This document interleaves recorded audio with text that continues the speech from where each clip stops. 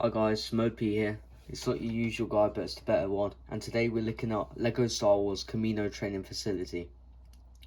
This is set 40765, containing 190 pieces and 3 minifigures. As we can see here is 3 clone cadets, and they each hold a different version of their gun. So you got a pistol, you got the normal blaster, and then you got what I think is called a D11. And as you can see, got a little shooting bolt, which I'm guessing that they'll have to shoot up, a weapon rack, and also what seems to be a ship. That's pretty cool. Now, as you can see, it has several different functions. So you have a rotatable windshield. The winds can rotate, so I'm guessing for whatever direction you want to use it, and also a landing little strip for it. And obviously the ship holds 1 person, and there's space for all 3 guns to fit on the gun rack. Bag 1 is complete. So as you can see, we've got the armory stand, which is pretty neat actually. So you've got 3 little things for a gun. You also get given an extra gun. Wait, actually, you get given 2 extra guns. So that is pretty neat. Holds the guns. And obviously you can position one right by it. Oops, bit wobbly that. And then as well as this, you've got the little training thing. I actually really enjoyed this bit of a build. So it was actually really neat, and also it had quite a unique build style. I didn't expect it to be this simple. So it spins around, obviously, to simulate shooting. But this is the build I liked most of that bit. So it has a little connector piece. This acts as a connector, and it goes 2 different sides. So I hold down, it's like a little lock. I actually really liked that bit of a build. And then we've also started on the bit of a ship. So obviously this will be the base of it. I'm guessing this is where the cadet would sit. It's actually a really nice build. But getting into the actual figures. So obviously you've got guns. You've got 3 different variants of guns. So you've got that. You've got the blaster. And you've got the simple pistol. So that's pretty neat. Now looking into it. Let me just switch the light around. Oh, no. The light did not like that. So it's got basic black little, I don't know how to call it, a fluffy hair. It's got a really nice face shape, just an average clone face shape. And then it's got a nice little Kamino kind of like gown, I guess you could say. So red basic, but like a belt, doesn't connect that properly. And also a really neat little printing logo on each side of the arms and the legs. So yeah, that's set 1 complete, and then I'll get on set 2. And here we are with the Kamino training facility. As you see, we've got the nice looking ship right here. Let me get it into frame. Nice looking ship right here. Then you have 3 of the Kamino trainees. A nice little weapon armory and a little shooting training. And I'm guessing for Kamino trainees to dodge the bullets and stuff. Now, as you can see here, start off, pull off the guns quickly. You have 3 little holders for 3 guns.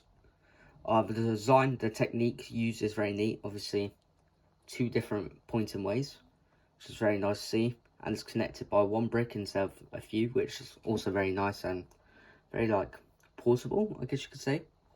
For, like, it's not a big usage of bricks, which makes it able to focus more on the rest of the first set.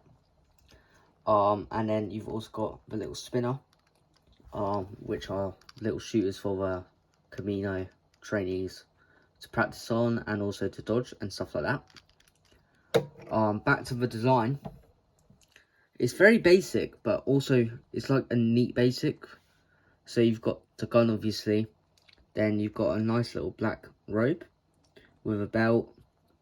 Obviously, the back's also the belt. Very simple shoes.